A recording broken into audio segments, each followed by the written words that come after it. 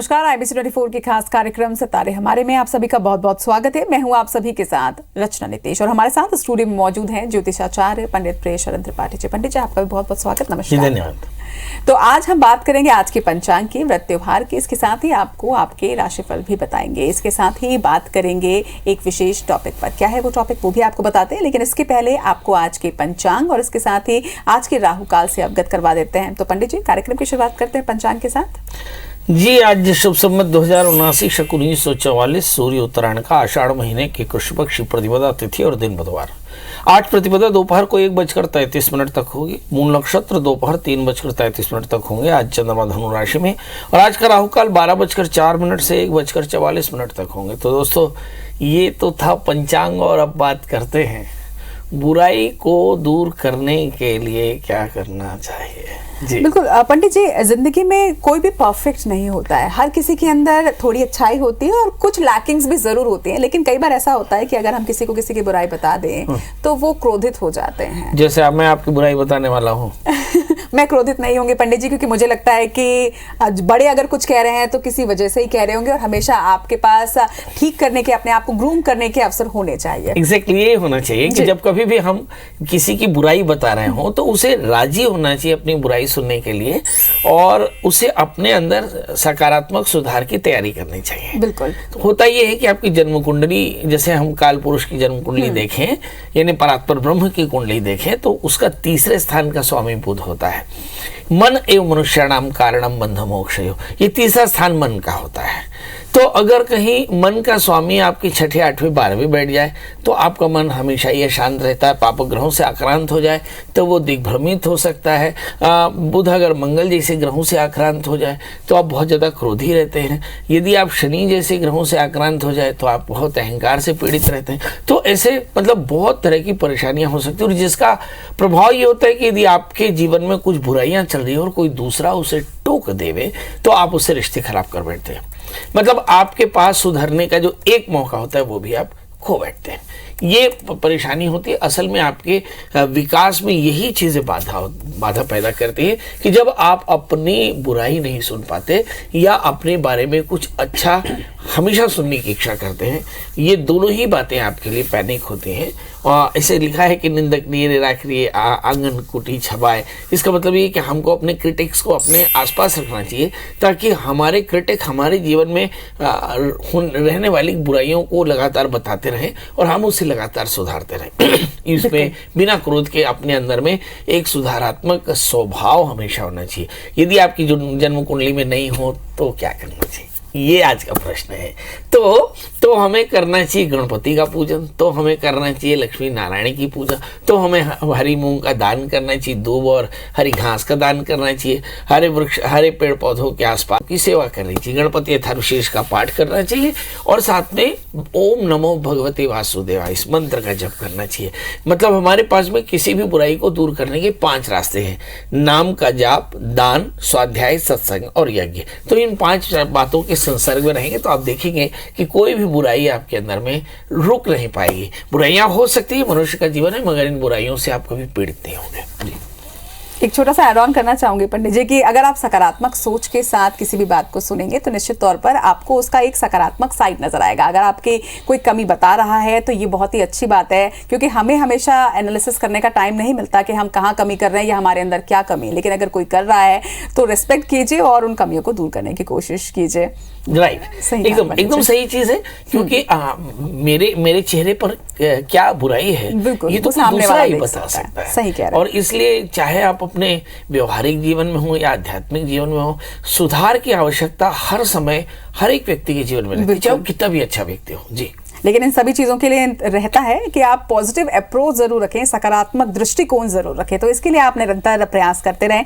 और अब कॉलर्स का समय हो चुका है पंडित जी, अपने पहले कॉलर की ओर रुख कर रहे हैं। ममता जी हमारे साथ हैं कोरिया से। ममता जी सवाल पूछेगा, साथ ही आपका जन्म समय, तिथि और स्थान बताइएगा। गुरुजी नमस्कार। जी नमस्कार। गुरुजी मैं खुर्जा जिला बंसर से बोल रही थी जी। मुझे गुरुजी अपने बेटे के बारे में पूछना है। मेरे बेटे का जन्म है 1/8/93 सुबह 8:15 खुर्जा जिला बुलंदशहर। जी बताइए, क्या जानना चाहते हैं? गुरुजी आपने पहले बताया था कि ये 1000 किलोमीटर दूर पे है इसकी पोस्टिंग, तो गुरुजी मैं ये पूछ रही थी, इसका मतलब कोर्ट से जीत गए हैं सब, लेकिन इनका अधिकारी ट्रांसफर करने को राजी नहीं है। तो गुरुजी मतलब ये बताइए, मतलब ये घर के पास आ जाएगा या घर जिले में आ जाएगा या जिले के आसपास आ जाएगा, मतलब इसका कुछ होगा या नहीं? चलिए एक और अगर ये दूसरी पोस्टिंग चाहता है, कहीं दूसरी सर्विस, तो मतलब यूपीपीसीएस वगैरह की तैयारी कर रहा है, उसमें आएगा या नहीं? आप चिंता बिल्कुल मत करिए। जब एक रास्ता बंद होता है तो बहुत सारे रास्ते खुलते हैं। आप अपने बेटे के लिए बिल्कुल चिंता मत करें। उनका जन्म लग्न सिंह राशि उनकी धनु है। चतुर्थेश बृहस्पति स्वग्रही होकर बैठे, उन्हें अपनी माँ की रोटियां खानी है पक्के तौर पर। ये बिल्कुल नोट करके रखिए। बस आप अपने बेटे से कहें कि मंगल का व्रत करें, नमक तेल का त्याग करें, हनुमान जी का दर्शन, हनुमान चालीसा का पाठ करें और 108 पाठ किसी भी मंगलवार के दिन वो कर ले। थोड़े से मसूर की दाल गुड़ का दान करें, देखें आपका बेटा आपके पास आता है कि नहीं। और जैसे मैंने कहा कि एक 4 कैरेट का अच्छा सा पुखराज और 4 कैरेट का मूंगा बच्चे को हमेशा पहना के रखे और बच्चे से कहे कि गुस्सा बिल्कुल ना करे, वाणी पर संयम रखे, तभी उसकी जिंदगी में सब कुछ बेहतर होगा। और ये सिर्फ इनके लिए नहीं, वाणी का संयम तो मुझे लगता है कि हर राशि के जातक और हर वर्ग और हर उम्र में आपके काम ही आएगा। अगले कॉलर की ओर रुख कर रहे हैं, कोरबा से हमारे साथ विभा जी हैं। विभा जी अपना सवाल पूछिएगा। पंडित जी प्रणाम। विभा जी आपको प्रणाम। आपको फटाफट डेट ऑफ बर्थ बता दें। सर मैं अपने बच्चे के लिए जानना चाहती हूँ। उसका डेट ऑफ बर्थ है 10 मई 2003, दिन शनिवार, और समय शाम के 6:11 से। और जन्म स्थान कोरबा। जी कोरबा। जी बताइए क्या जानना चाहते हैं। सर अभी बच्चा 12वीं की परीक्षा दे रहा है, मैं उसको मेडिकल की लाइन में भेजना चाहती हूँ, तो कुछ ऐसा योग बन रहा है कि नहीं पंडित जी? मेडिकल की लाइन में भेजना चाहती हूँ। बच्चा डॉक्टर बन पाएगा कि नहीं, 12वीं के एग्जाम दे रहा है। अभी सवाल ये है कि उसकी मेंटल कंडीशन कैसी। इस बच्चे का जन्म लग्न तुला राशि इसकी सिंह है, तो ऐसा तो कह सकते हैं कि उसके सप्तम भाव में सूर्य बुध बैठे हैं, एकादशी सूर्य है, तो माना जा सकता है कि बच्चा एक अच्छा कंसल्टेंट होगा। और उच्च के बृहस्पति हैं, जिसकी तारीफ करते हुए तो ज्योतिष शास्त्र भी कम पड़ता है। और बुध की अंतर्दशाएं हैं। आप कहें तो मैं लिख कर दे सकता हूं कि आपका बेटा एकदम बढ़िया डॉक्टर बन जाएगा। मेरी तरफ से आपको ढेर सारी शुभकामनाएं। बच्चे को अभी से कह दें कि वो अपने नाम के आगे डॉक्टर लिखना शुरू कर देवे, ठीक है? क्योंकि मुझे से लगता है कि जब वो डॉक्टर बन जाएगा तो आपको मेरी बड़ी याद आएगी। और एक दूसरी बात और भी है जो आपने नहीं पूछी। इस बच्चे को एक 4 कैरेट का पन्ना, एक 4 कैरेट का ऊपर याद से पहना दें और बच्चे से कहें कि ओम ग्लौं गौं गणपते नमः। बड़ा आसान है। मेडिकल के इस पढ़ाई में हो सकता है उसे बहुत सारा समय ना मिले, तो अपने हाथ में करमाला में, है ना, ओम ग्लौं गणपते नमः, ऐसे हाथ से ही वो गणपति के मंत्र का जप करे। गणपति को मानसिक प्रणाम करके और मानसिक पूजा कर लिया करे और एक दिया जला दिया करे। बस इतना उसको कहें कि इतना नित्यचर्या में करे। आप देखेंगे कि आपके बच्चे का जीवन बढ़िया हो जाएगा।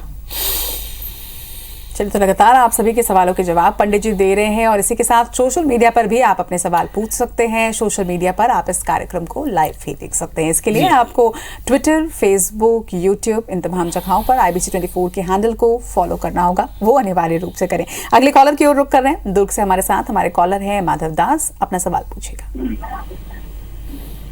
माधव जी, आपको अगर हमारी आवाज मिल रही हो तो फटाफट बताएं डेट ऑफ बर्थ, टाइम और प्लेस। जी प्रणाम गुरुदेव। जी प्रणाम। गुरुदेव मैं ये बोल रहा था कि मैं अपने बच्चे के बारे में जानकारी चाहता हूँ। नहीं, हम आपके बच्चे की जानकारी जरूर बताएंगे। डेट ऑफ बर्थ बता दें। 12/7/2013। 12/7/2013 और जन्म समय बता दें। समय दोपहर के 1:30 बजे। और जन्म स्थान बता दें।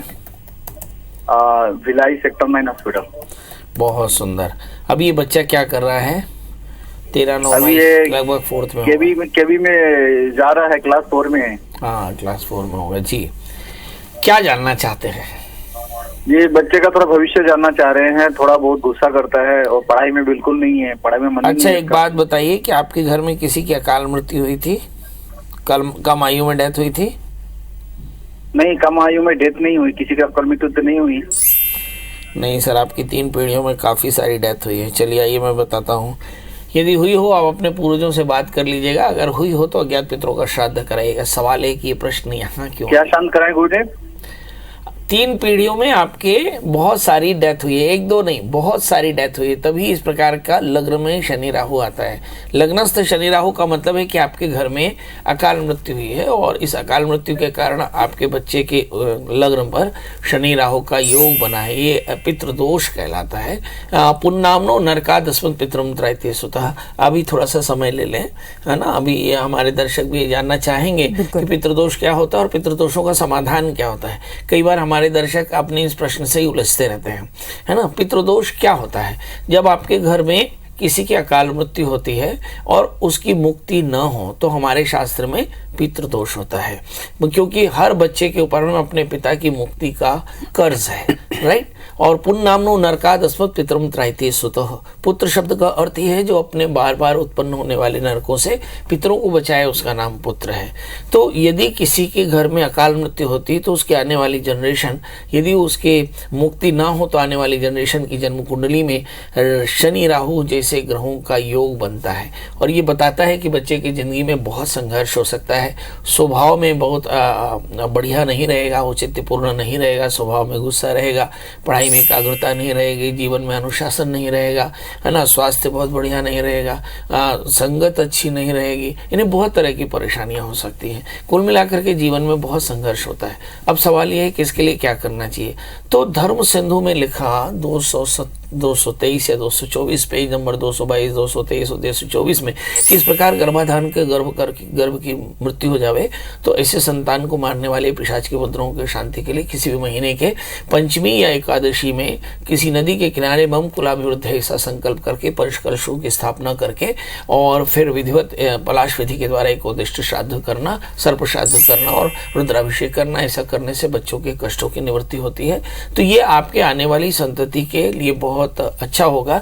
इसे हमारे यहाँ पे शास्त्र में संतत्यावरोध भी कहा कि संतान के जीवन में व्यवधान आते हैं। तो इसे बहुत गंभीरता से जो भी हमारे दर्शक इस बात को सुन रहे हैं, ये केवल आपके लिए नहीं, हजारों हजार दर्शक जो हमारे इस कार्यक्रम को देख रहे हों और उनकी कुंडली में कहीं शनि राहु एक साथ बैठा हो किसी भी जगह पर, तो ऐसी स्थिति में उन्हें अज्ञात पितरों का श्राद्ध कराना चाहिए। आप भी कराइए और इस बच्चे के लिए 4 कैरेट का पन्ना, 4 कैरेट का उपल पहनाइए और बच्चे से कहें कि नित्य भगवान शिव की पूजा करें। निश्चित तौर पर आपका बच्चा मार्गी भी होगा और बहुत सज्जन होगा और बहुत सफल होगा। जी पंडित जी, हम बात कर रहे थे पितृदोष के, उसके बारे में आज शो के अंतिम में जरूर चर्चा करेंगे कि पितृदोष और कालसर्प योग ये दोनों जो होता है किस तरह से अलग होता है और दोनों के क्या मायने हैं। नहीं, इसके अलावा हम चर्चा करेंगे ग्रहण दोष की, इसके अलावा चर्चा करेंगे हम गुरु चांडाल दोषों की, क्योंकि सभी के सभी राहु के दोष हैं। तो आप एकदम दिमाग में रखिए कि पितृदोष, गुरु चांडाल योग, ग्रहण दोष किसे कहते हैं और फिर अंत में राहु कालसर्प क्या है, इस पर भी चर्चा करेंगे। बिल्कुल, तो शो के अंतिम में इस पर भी चर्चा होगी। लेकिन इस वक्त कॉलर्स का रुख कर रहे हैं। झारखंड से हमारे साथ राजेश जी है। राजेश जी, अपना सवाल पूछिएगा।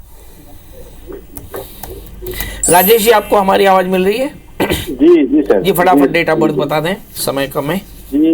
जी पंडित जी, मुझे अपनी नई बेटी पैदा हुई है कल, उसके बारे में कुछ जानना है। बहुत बहुत बधाई आपको। बताएं डेट ऑफ बर्थ। जी, उनका डेट ऑफ बर्थ है 14 जून 2022। बहुत सुंदर।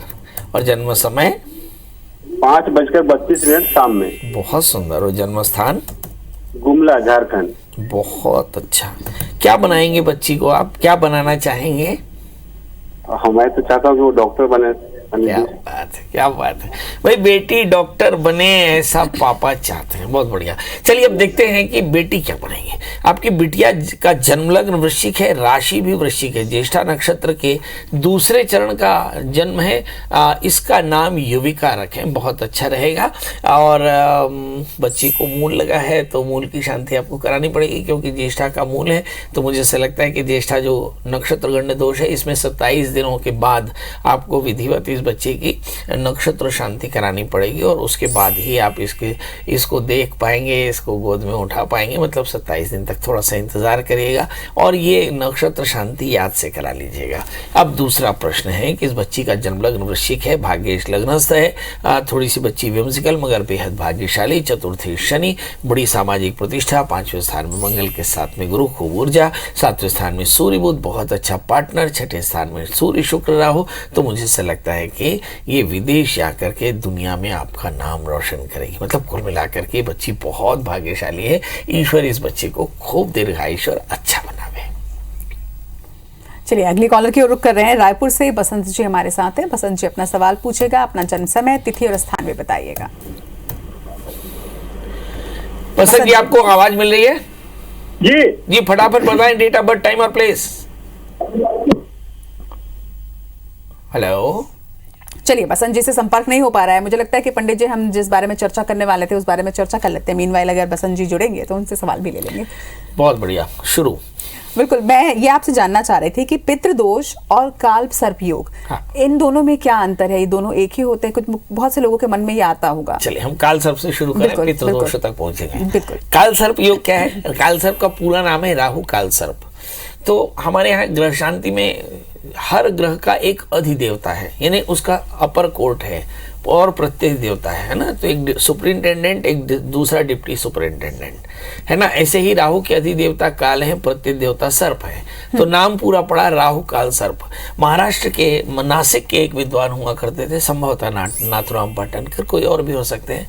तो इन्होंने 4 आर्टिकल लिखे। एक लिखा अज्ञात पितरों का श्राद्ध पलाश विधि के द्वारा, दूसरा लिखा इन्होंने सर्पो श्राद्ध, फिर तीसरा लिखा त्रिपिंडी श्राद्ध और चौथा लिखा राहु काल सर्प।